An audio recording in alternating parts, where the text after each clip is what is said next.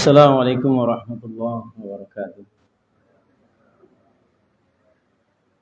Innal hamdalillah nahmaduhu wa nasta'inuhu wa nastaghfiruh wa na'udzu billahi min shururi anfusina wa sayyiati a'malina. May yahdihillahu fala mudilla lahu wa may yudlil fala hadiya lahu. Asyhadu an la ilaha illallah wahdahu la syarika lah wa asyhadu anna Muhammadan 'abduhu wa rasuluh. Wa sallallahu alaihi wa ala alihi wa sahbihi ajma'in, amma ba'd. Alhamdulillah kaum muslimin jamaah yang dirahmati Allah Subhanahu wa taala. Alhamdulillah di kesempatan malam hari ini, di hari yang ketiga dari bulan Rabiul Awal 1445 Hijriah, insyaallah kita akan melanjutkan bahasan dari hadis Al-Arba'in yang disusun oleh Imam An-Nawawi rahimallahu taala. Dan sebelumnya di antara perkara yang menolong seseorang untuk bisa mendapatkan ilmu adalah kesungguhan. Jadi bukti seseorang itu serius dalam menuntut ilmu adalah kesungguhan dari dirinya. Kesungguhan bisa dilihat dari beberapa hal. Yang pertama adalah kesungguhan dirinya, badannya, untuk mendapatkan ilmu tersebut. Dahulu para ulama mereka berjalan dari kampungnya ke tempat yang jauh. Bahkan Imam Ahmad, beliau dikatakan dalam mencari hadis, beliau keliling dunia sebanyak 2 kali untuk mengumpulkan hadis. Jabir bin Abdullah, sahabat senior, beliau pergi ke Syam, naik unta ke Syam, perjalanan 2 bulan untuk mengambil satu hadis. Jadi kebetulan beliau mendengar satu hadis. Hadis ini diriwayatkan dari sahabat. Sahabat ini sudah pindah ke Syam. Maka beliau mengikat perbekalan dan berjalan sendirian ke Syam untuk mendapatkan satu hadis. Begitu dapat satu hadis ini, beliau balik lagi ke Madinah. Perjalanannya 2 bulan. Dapat satu hadis. Malam ini insya Allah kita dapat satu hadis. Ada yang berjalan dari rumahnya 1 bulan enggak? Setengah jam, 1 jam. Sahabat ini dia berjalan dengan untanya 1 bulan berangkat, 1 bulan pulang untuk mengambil satu hadis. Berarti berat ngambil hadis itu. Dulu ilmu itu dimuliakan. Maka kalau ada orang yang dia duduk di majelis ilmu ngantuk, ini menunjukkan tidak adanya apa? Kesungguhan. Dia jauh-jauh datang ke sini, sampai sini ngantuk. Berarti mungkin kurang persiapan, tadi capek bekerja. Maka ini beliau perhatikan kesungguhan diri, kesungguhan badan kita untuk mencari ilmu itu harus ada. Menuntut ilmu itu capek, mendengarkan itu capek. Tetapi kadang-kadang kita dalam masalah dunia tidak cepat capek, ya kan? Kita mencari ilmu, duduk sebentar di majelis ilmu antara maghrib dengan isya itu paling lama kan 1 jam, paling lama itu udah bagus sekali itu ya kan. 1 jam kita duduk itu capek kita. Ada yang ngantuk, ada yang haus, ada yang nyender. Boleh nggak nyender kalau pas kajian?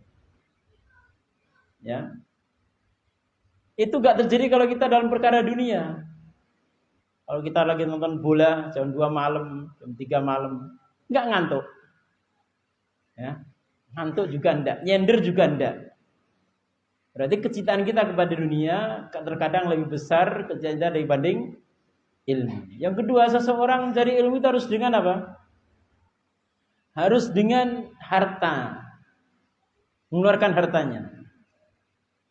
Dikatakan ulama, man talabal hadis faqad aflas. Barang siapa dia mencari hadis, mencari ilmu, dia pasti akan bangkrut.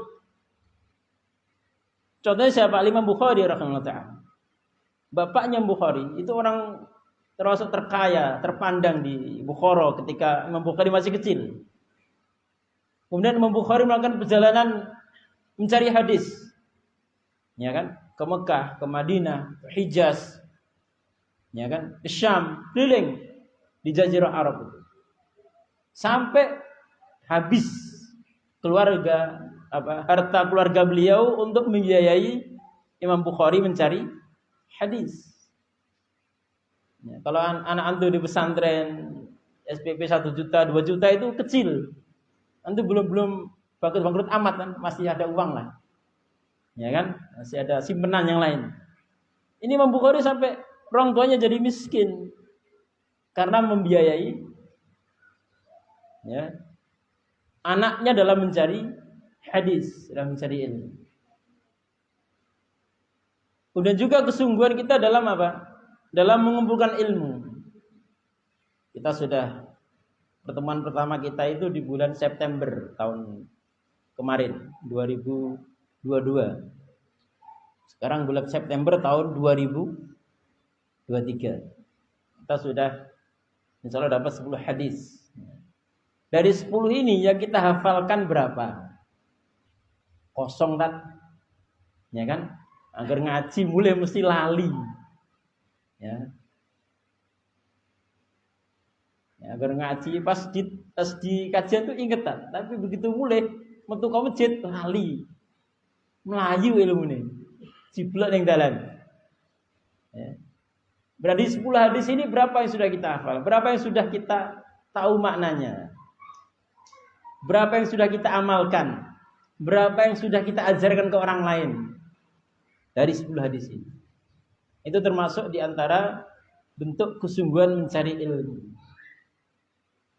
Karena kadang-kadang kesungguhan kita dalam dunia itu sangat, seorang ingin dapat jabatan itu sampai mengeluarkan harta berapa kalau jadi MPR atau DPRD Sragen itu biayanya berapa? 1 miliar cukup enggak kira-kira? Enggak cukup kan? 1 miliar ora dadi, ya kan? 10 miliar kurang.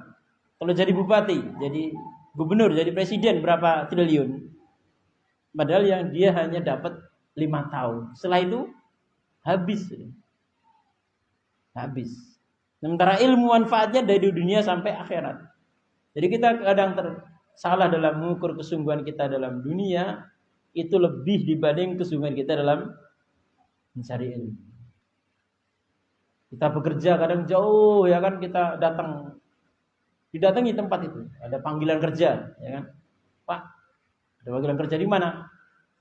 Di sana jauh, ya, di ujung, ya kan? Ngawi sana, berangkat, ya. Tapi kalau kita mencari ilmu kadang-kadang dekat itu sudah merasa jauh, ya kan? Mendung dikit sudah bilang sama Mbok Wito mangkat ora iki mendungi. Rasah mangkat Pak, mendung kok. Ngaji kok mangkat mendung-mendung, ya kan? Ini kurangnya kesungguhan kita dalam mencari ilmu. Maka harus sungguh-sungguh mencari ilmu itu. Ya, harus ada, ya. Ada kesungguhan kita dalam mencari ilmu supaya ada buahnya.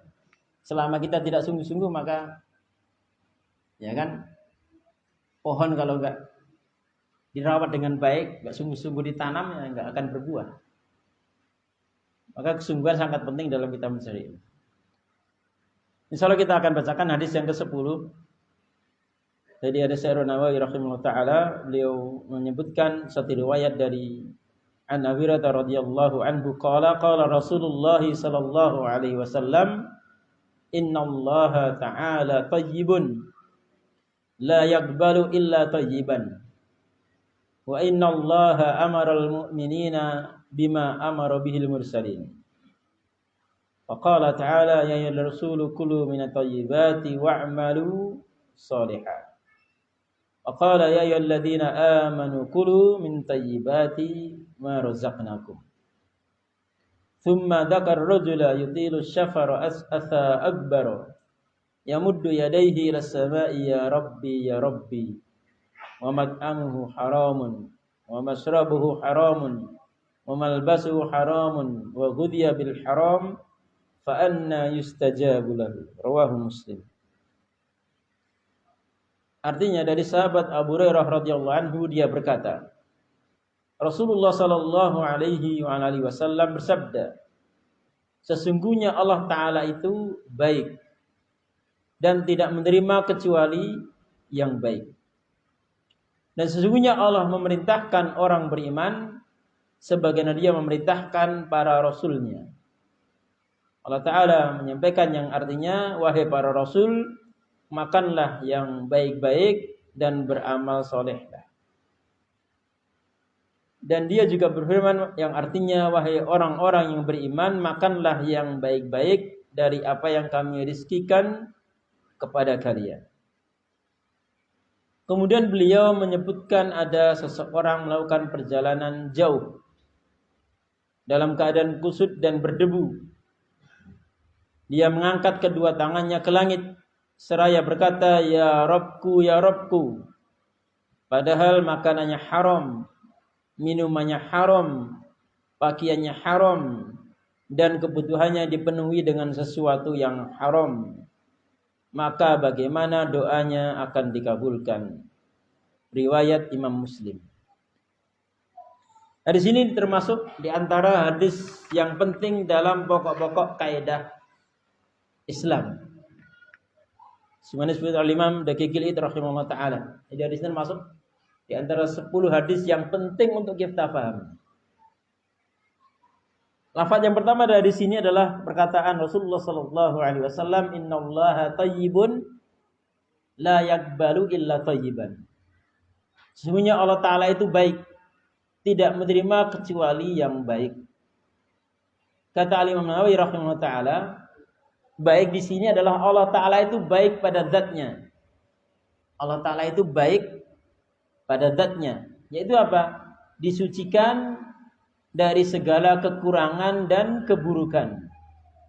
Jadi Allah Ta'ala itu baik dari sisi zatnya. Tidak ada sesuatu pun pada Allah Ta'ala, baik nama, sifatnya maupun perbuatannya yang tidak baik. Semua ciptaan Allah Ta'ala ini baik. Semua yang Allah ciptakan ini baik. Tidak ada yang buruk. Karena termasuk perbuatan Allah Ta'ala dalam menciptakan makhluknya. Maka semakna dengan nama adalah Al-Qudus. Jadi Thayyib ini semakna dengan mana Al-Qudus. Al-Qudus maknanya adalah yang disucikan. Al-Qudus artinya maha suci. Ya, ini dibersihkan, dijauhkan dari segala kekurangan dan keburukan. Imam Nawawi melanjutkan, dan baik bermakna baik, pujian baginya. Ini baik sini adalah pujian bagi Allah Ta'ala, itu kebaikan. Kita hanya memuji, hanya menyebutkan tentang Allah Ta'ala kebaikan. Kita puji Allah Ta'ala itu maha mulia, maha tinggi, mengabulkan doa, mendengar doa para hambanya dan sebagainya. Pujian baginya. Baik kepada hambanya, Allah juga baik kepada hambanya. Sehingga memasukkan mereka ke dalam surga dengan amal soleh mereka. Itu masuk apa? Sifat yang baik pada Allah Ta'ala, yakni Allah Ta'ala membalas kebaikan hambanya, amal solehnya di dunia, dengan memasukkan mereka ke dalam surga. Ini termasuk sifat baik dari lafaz innallaha thayyib. Ini baik zatnya, sifatnya, perbuatannya. Tidak ada kekurangan sedikit pun. Allah Ta'ala itu baik karena Allah Ta'ala memasukkan hambanya ke dalam surga di akhirat, membalas mereka dengan kebaikan. Allah Ta'ala itu baik pada zat, sifat dan perbuatannya. Dan tiada menerima kecuali hal yang didapat dengan cara yang baik. Allah itu baik, tidak menerima kecuali yang baik. Artinya apa? Allah tidak menerima kecuali sesuatu itu didapat dengan cara yang baik. Kalau seseorang dia mengatakan ini untuk Allah, atau dia beribadah kepada Allah, maka dia pastikan yang dia katakan untuk Allah itu sesuatu yang baik. Dan dia dapat dengan cara yang baik. Lafaz kedua ini Al-Imam Utsaimin menyebutkan, yakni jangan bersedekah seorang pun dari penghasilan, kecuali dari penghasilan yang baik. Kalau seorang ingin bersedekah, maka perhatikan, yang ingin dia sedekahkan itu harus yang baik, dari yang halal. Bukan karena hasil kejahatan, karena hasil maksiat. Karena Allah tidak menerima kecuali yang baik. Ini dari sisi apa? Dari sisi bendanya, dari sisi zatnya. Allah Ta'ala tidak menerima yang kecuali yang baik, yakni zatnya harus baik, halal. Tidak boleh seorang bersedekah dengan yang haram, atau dari penghasilan yang haram, yang syubhat. Yang kedua, sesuatu yang Allah terima yang baik ini adalah baik, yaitu bersih dari segala ujub, sum'ah dan riya.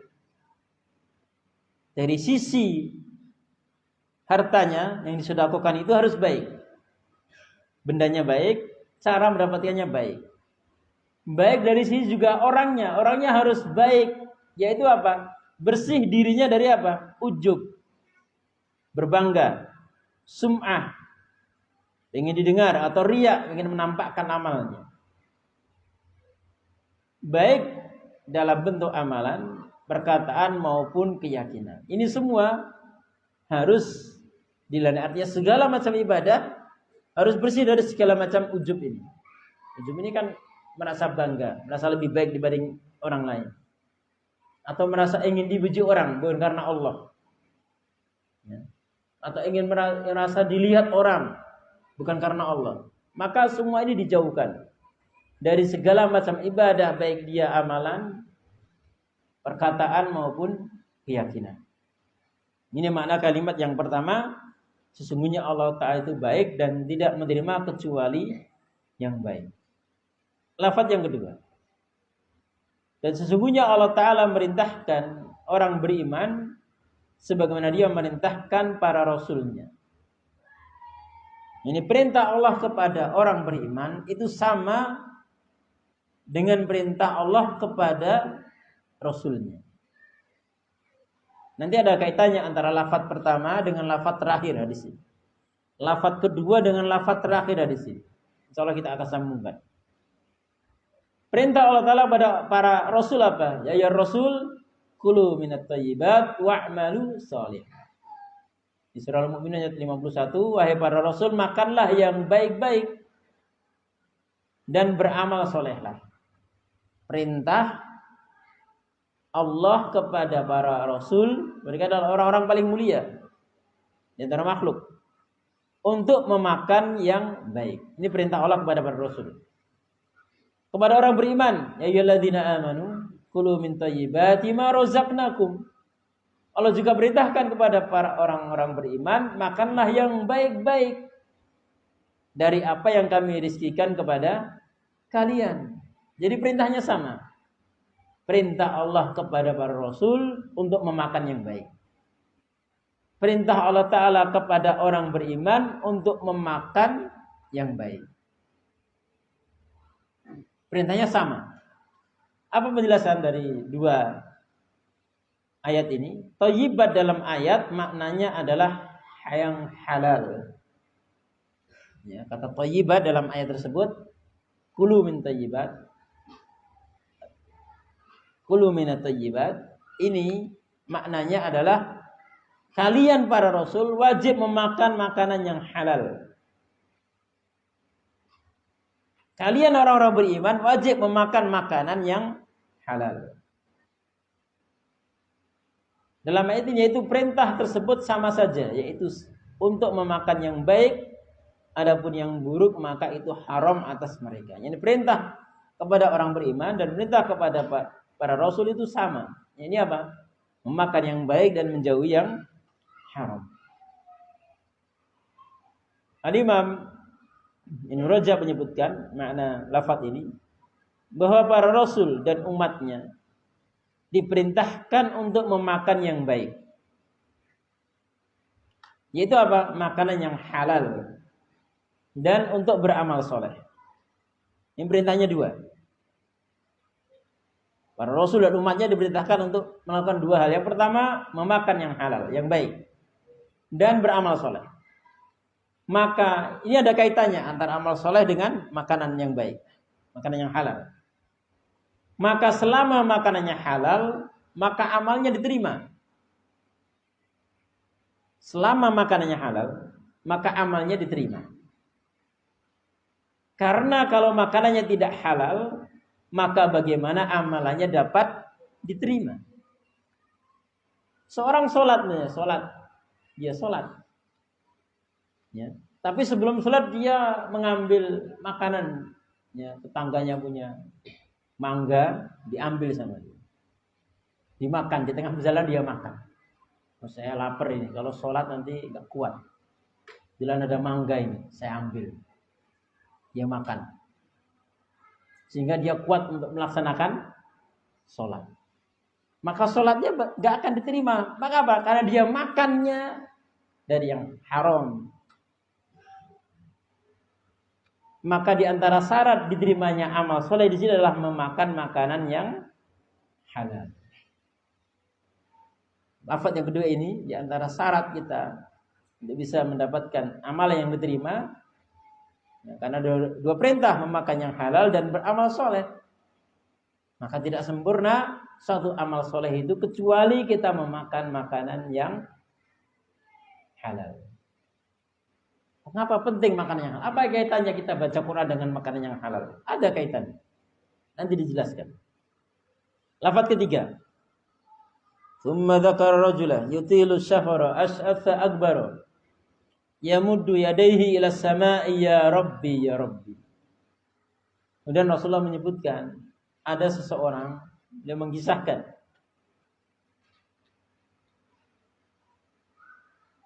seseorang, dan biasanya Rasulullah ketika mengisahkan seseorang itu umat-umat sebelumnya. Umat sebelumnya ini maksudnya adalah Bani Israel.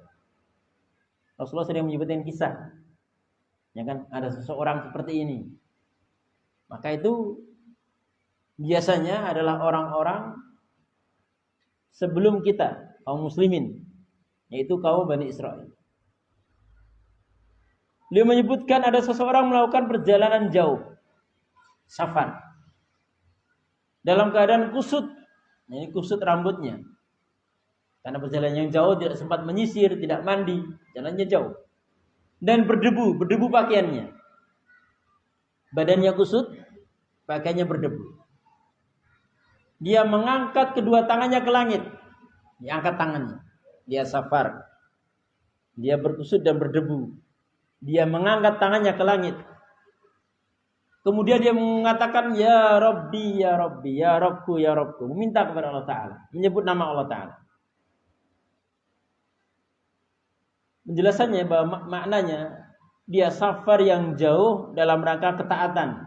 Jadi dia safar ini dalam rangka ketaatan.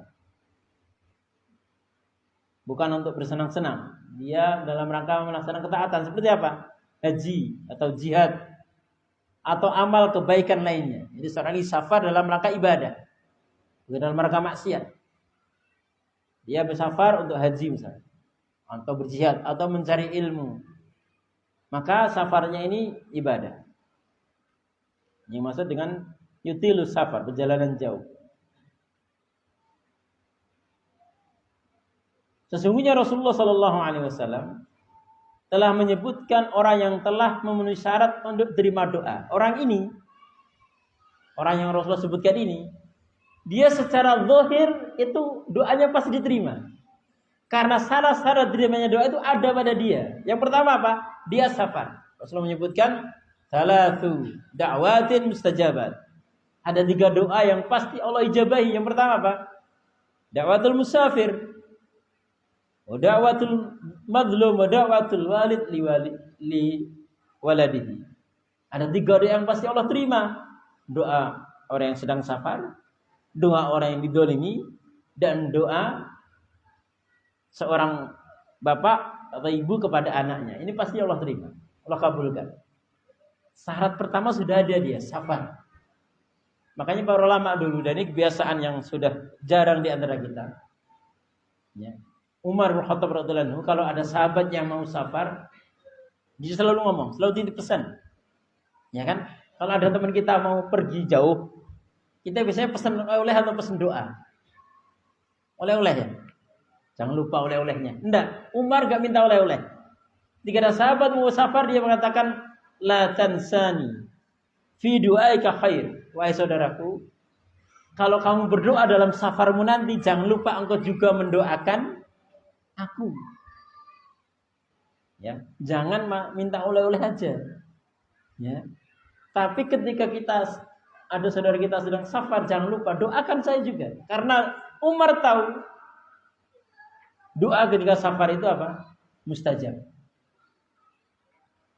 Syarat kedua, orang yang dalam keadaan safar. Syarat kedua, kusut dan berdebu. Ini termasuk bentuk kerendahan dalam berdoa. Jadi seorang kalau berdoa itu menghadirkan pakaian yang sederhana, muka yang berharap, dan menghinakan diri depan Allah Ta'ala. Dan ini ada pada orang ini. Dia kusut karena tidak mandi, kemudian berdebu pakaiannya, kesederhanaan. Karena ada beberapa doa yang dibutuhkan sifat sederhana padanya. Kalau pengen makbul doanya, pakai pakaian yang sederhana. Seperti apa? Ketika orang istikharah. Orang istikharah, ketika dia minta ijabah, minta jawaban dari Allah Ta'ala, maka hendaklah dia menghadirkan kesederhanaan. Dia pakai pakaian yang paling sederhana. Ya. Di dalam keadaan tunduk menghinakan diri depan Allah Ta'ala. Atau ketika istisqa, kalau kita hari raya kan pakai pakaian yang paling indah, paling bagus, berbanyak takbir.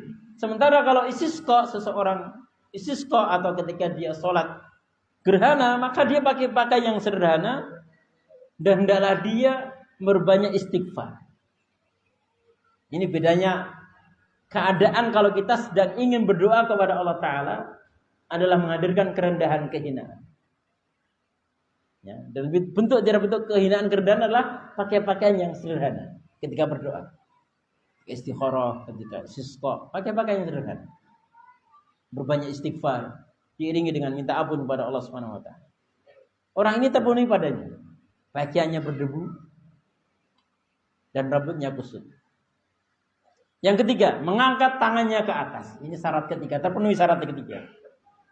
Dia mengangkat tangannya ke atas. Yamudu yada ila sama di sini nanti atas. Dia mengangkat tangannya ke atas. Yang Allah Ta'ala sebutkan, innallaha hayyun karim. Idza rafal 'abdu yadayhi ayyarduhuma sifran khaibatain. Allah Ta'ala itu zat yang maha mulia, maha pemurah, dan maha malu. Kalau ada seorang hamba yang dia mengangkat kedua tangannya, meminta kepada Allah Ta'ala, Allah tidak mungkin mengembalikan tangan tersebut dalam keadaan kosong, keduanya dalam kerugian. Ini kalau seorang mengangkat tangannya ketika berdoa menunjukkan apa? Itu syarat diterimanya doa. Rasulullah ketika dalam perang Badar, kaum muslim sudah terdesak dengan jumlah pasukan Quraisy yang lebih banyak, sudah terdesak kaum muslimin. Maka Rasulullah mengangkat tangannya ke langit. Sampai dikatakan Rasulullah itu mengangkat tangan sangat tinggi sehingga apa? Selindang beliau itu mau jatuh. Saking tingginya beliau mengangkat tangan. Ini syarat diterimanya doa. Hanya saja mengangkat tangan ini tidak setiap berdoa. Tidak setiap berdoa kita mengangkat tangan. Karena Rasulullah juga tidak setiap berdoa itu mengangkat tangan. Hanya waktu-waktu tertentu. Ketika di Arafah. Ketika beliau istisqa. Beliau sedang khutbah Jumat. Ada orang Badui datang. Mengadukan tempatnya kekeringan. Rasulullah mengangkat tangannya ke langit. Allah magifna, Allah magifna, Allah magifna. Itu udah Rasulullah. Ya Allah berikan kami air. Berikan kami hujan. Rasulullah belum menurunkan tangannya. Sudah basah jenggotnya dengan air hujan ketika itu. Jadi Rasulullah itu diijabahi doanya. Maka mengangkat tangan termasuk syarat diterimanya doa. Syarat keempat. Dan dia mengucapkan ya Rabbi, ya Rabbi. Yaitu bertawasul dengan rububiyah Allah Ta'ala. Dia menyebut nama Allah dengan nama yang menunjukkan rububiyah. Allah itu maha memberi, maha menciptakan, maha mengatur segala sesuatu. Karena nanti di faedah ada sebutkan banyak sekali dalam Al-Quran itu lafaz doa yang dimulai dengan kata Rabb, Rabbana, Atina, Rabbana, Hablana. Ya kan? Rabbik firli, my Rabb. Ini termasuk syarat dikabulkannya doa. Jadi orang ini mengumpulkan 4 syarat diterimanya doa. Yang pertama apa tadi? Dia safar. Yang kedua, dia dalam keadaan apa? Merendahkan diri, kusut dan berdebu bajunya. Yang ketiga, dia mengangkat tangannya. Yang keempat, dia apa? Dia ada menyebut nama Allah Ta'ala. Ya Rabbi, ya Rabbi. Al-Imam Ibnu Rajab menjelaskan, safar menjadi sebab diterimanya doa karena adanya sifat pasrah yang total kepada Allah Ta'ala. Jadi kalau orang safar itu, dia pasrah kepada Allah Ta'ala. Terus nanti sampai mana? Ya, dia naik pesawat mungkin goyang pesawatnya. Dia naik bis mungkin ngebut bisnya. Ya, dia naik kapal mungkin bergoyang kapalnya. Dia pasrah kepada Allah Ta'ala. Dan saat jauh dari negerinya serta menanggung beratnya beban. Jadi safar itu butuh kesabaran. Orang diuji kesabaran, maka dia bersabar. Ini sebab mengapa safar itu syarat diterimanya doa. Adapun berubahnya keadaan pakaian dan badan yang menjadi kusut dan berdebu menunjukkan kerendahan diri di hadapan Allah Ta'ala. Ini penjelasan dari lafaz hadis tersebut. Jadi orang ini mengumpulkan 4 syarat diterimanya doa. Tetapi ada syarat yang lewat dari itu. Lafaz berikutnya. Mamatau haramun, mamasrabu haramun, wa ghudhiya bil haram, fa anna yustajabu lahu. Ternyata keadaan orang tersebut apa? Ketika berdoa tadi, makanannya haram.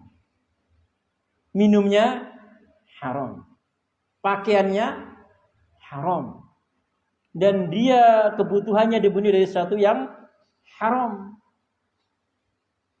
Maka bagaimana akan diterima doanya? Orang ini melewatkan 1 poin ini. Yaitu memakan makanan yang halal. Dan ini banyak dari kaum muslimin. Dia pergi umrah atau pergi haji. Ya. Dia safar kan? Dia merendahkan diri di hadapan Ka'bah. Dia menangis. Dia mengangkat tangannya, ya Allah, menangis di hadapan Ka'bah. Tapi apa? Biaya untuk dia umrah itu sudah didapat dari yang haram. Biaya hajinya dia dapat dari minjem di bank ribawi. Fa anna yustajabu. Bagaimana Allah akan terima? Yang kamu makan ketika berdoa, yang kamu minum ketika beribadah, kebutuhanmu semua dipenuhi dari yang haram. Fa anna yustajabu. Maka bagaimana jalan? Fa anna itu menunjukkan min aina, bagaimana jalannya kamu bisa sampai diterima doamu? Enggak akan. Mustahil. Penjelasan dari sini karena termasuk syarat dikabulnya doa adalah makanan yang halal. Rasulullah menasihati Sa'ad bin Abi Waqqas, ya Sa'ad, at'im mat'amak takun mustajabu da'wah. Wahai Sa'ad, perbaiki makanan. Perhatikan makanan. Maka engkau akan menjadi orang yang dikabulkan doanya. Kalau selama ini kita sudah berdoa dengan syarat-syarat yang banyak tadi, di tempatnya, di waktunya, di keadaannya, akan tapi masih belum diijabai Allah Ta'ala, bisa jadi kita itu masih memakan makanan yang haram. Kita mengambil yang bukan haknya kita. Punya teman kita diambil, punya saudara kita diambil. Ya. Kita bukan orang miskin tapi daftar jadi orang miskin supaya dapat bantuan tunai langsung. Ini dia berada sebenarnya ini. Dia nggak miskin tapi daftar ke Pak RT, ke Pak Lurah. Pak, saya daftar, saya mau dimiskinkan asal dapat bantuan tunai. Yang didapat ini halal atau haram? Dengan berbohong dia. Ya. Dia nggak miskin tapi mengaku miskin. Maka nggak halal yang didapatkan itu. Maka bagaimana dia kalau berdoa beribadah Allah akan terima. Bahkan seluruh ibadahnya akan Allah tolak. Seorang sholat dia pakai bajunya dari yang haram. Dia pakai peci, dia merampas dari saudaranya, dari temannya. Dia berwudu dari air yang dia bayar dengan duit yang haram. Maka bagaimana akan Allah terima ibadah-ibadah dia? Tidak hanya doa, seluruh ibadah. Seorang yang sholat, bahkan dikatakan orang yang sholat di tempat al-adil maksubah. Seorang yang sholat kali Imam Ahmad rahimahullah ta'ala. Orang dia sholat di tempat, di tanah yang dia rampas dari orang lain. Para ulama menyebutkan tidak sah sholat. Ada tanah ini. Ya, dirampas dia, diambil secara paksa dari orang lain. Sudah dia sholat di situ. Atau dibangun masjid di situ, maka tidak sah. Bangunan masjidnya tidak sah sholat. Penjelasan berikutnya, dia mengatakan dalam keadaan dia juga bermaksiat. Dia berdoa tapi juga bermaksiat kepada Allah Ta'ala, menentang Allah Ta'ala. Apalagi setelah dengan kedoliman kepada hamba yang lain. Dia bermaksiat kepada Allah. Bagaimana kalau dia juga berdoa juga merampas harta saudara, mendolimi saudaranya. Kata Al-Imam Saimin rahimahullah ta'ala, walaupun dia mengumpulkan semua sebab dikabulkan doa, syarat dia kumpulkan, tetapi doanya tertolak dan jauh dari ijabah. Karena sebab satu, dia memakan makanan yang haram. Dia lupa syarat ini. Dia lewatkan syarat.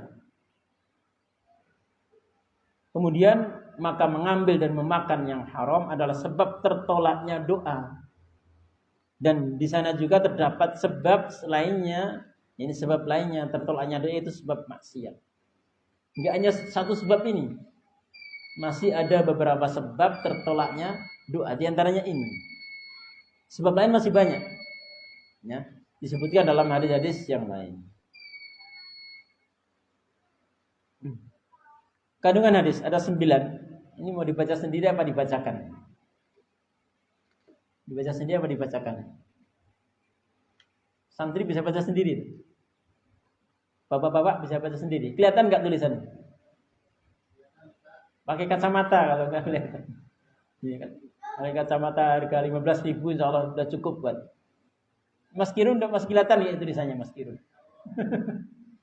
Yang pertama, anjuran berinfak dengan yang halal dan larangan berinfak dari harta yang haram. Kalau infak pastikan yang halal, tinggalkan yang haram. Yang kedua, seseorang mendapat pahala yang jika dia makan niatnya untuk meraih takwa atau bertahan hidup, maka dia dapat pahala. Dia makan niatnya untuk apa? Beramal soleh. Saya makan supaya kuat. Saya makan sebelum maghrib, nanti kalau ngaji biar gak ngantuk, biar gak mikir makan. Ya. Pas makan, ya, ternyata habis makan malah ngantuk, gak jadi ngaji. Ya. Maka ini salahnya. Dia makan untuk menguatkan punggungnya atau bertahan hidup, hukumnya wajib. Berbeda jika niatnya hanya untuk syahwat atau bersenang-senang. Ya. Kebanyakan sekarang orang makan tuh karena bersenang-senang. Makan tuh harus enak sekali. Harus kuliner katanya. Kalau nggak kuliner tuh nggak enak. Ya. Makan seadanya. Yang penting cukup untuk menguatkan badan, untuk beribadah. Tidak harus kuliner. Tidak harus enak. Ya. Karena ini kebanyakan orang mencari makanan yang enak karena syahwat. Yang 3. Wajib dalam makan, minum, dan pakaian berasal dari yang halal tanpa syubhat sedikit pun. Pastikan kalau kita sedang beribadah, mencari ilmu, sedang sholat, berdoa, haji atau umroh dan lainnya, pastikan semua yang kita bawa itu halal. Kendaraannya halal, minumannya halal, makanannya halal, supaya Allah terima ibadah kita. Yang keempat, bahwa para rasul diwajibkan juga menjalankan syariat sebagaimana wajib atas kaum mukminin. Jadi syarat itu juga dilaksanakan oleh para rasul. Makanya Nabi juga sholat, Nabi sedekah, Nabi berjihad, sebagaimana orang beriman. Yang kelima, suatu amalan tidak diterima atau disebut soleh kecuali dari halal, dari hal yang halal, sehingga menjadi sebab baiknya amalan tersebut. Yang dikatakan amal soleh karena apa? Sumbernya dari yang halal. Soleh artinya baik, solihun artinya baik, amal baik. Seorang dikatakan sedekah beramal soleh karena sedekahnya dari yang baik. Yang keenam, siapa ingin berdoa hendaklah memperhatikan syarat-syarat tersebut dibandingkan orang lainnya yang sedang tidak berdoa. Kalau dia ingin berdoa, perhatikan syarat. Kamu ingin berdoa apa? Lagi susah rezeki, minta rezeki. Perhatikan syarat-syaratnya apa tadi? Ya. 5 syarat tadi disebutkan. Yang ketujuh, termasuk adab berdoa adalah memperhatikan sebab diterima atau ditolaknya doa tersebut di sisi Allah Ta'ala. Ini adab. Jadi tidak boleh seorang mengatakan, saya sudah berdoa Ustaz, tidak diterima sama Allah. Maka introspeksi, muhasabah. Ada enggak sebab dari dirimu yang membuat doamu tertolak? Bisa maksiat, bisa dosa, bisa karena mutusan silaturahim, bisa karena kalian tidak berbakti kepada orang tua. Itu di antara sebab ditolaknya doa. Maka perhatikan sebelum kita mengatakan saya sudah berdoa tidak Allah terima. Yang ketujuh, yang kedelapan, sedekah yang dari yang halal akan baik dan berkembang, dan makanan yang enak tapi tidak halal dapat mendatangkan musibah dan tertolaknya doa. Jadi sedekah itu harus sumbernya halal, baik. Maka dia akan berkembang, akan dapat pahala di dunia dan balasan yang baik di akhirat. Di mana berkembang? Makanan yang enak tapi tidak halal, orang hanya mengejar makan enak, ya kan? Harus maknyus, kalau nggak maknyus nggak mau makan, maka itu bisa mengakibatkan musibah. Apa musibah ini? Musibah pada dirinya dan tertolaknya doa. Ini musibah lebih besar. Ya, jadi kalau santri dapat makanan yang mungkin kurang selera, ya, bersyukur saja. Ya, Ustaz, makanannya nggak seneng, ada makanan yang santri nggak seneng, dimakan aja dulu, bersyukur. Ya, karena makanan tidak harus apa? Enak, tetapi apa? Bermanfaat, halal. Ya, santri dapat makanan halal 100%, didapat dengan cara yang halal, dikasih makan para santri. Ya, jangan nyari enaknya, tapi nyari halalnya. Karena bisa jadi yang enak, kalian dapat makanan tapi nggak suka, kemudian tidak memakannya, kemudian mengambil makanan lain yang tidak halal bagimu. Maka ini jadi sebab musibah dan tertolaknya doa. Yang terakhir, doa-doa dalam Al-Quran banyak dimulai dengan kalimat Rob, ya, Robbana, Robbikfirli, ya, atau Ya Robbi dan sebagainya. Ini sebagian faedah dari hadis ini. Semoga bermanfaat. Insya Allah kita lanjutkan di pertemuan yang datang hadis yang ke-11 dari Arba'in An-Nawawiyah. Semoga bermanfaat dan menjadi amal saleh kita semuanya dan bermanfaat di dunia dan di akhirat. Subhanakallahumma wa bihamdika. Assalamualaikum warahmatullahi wabarakatuh.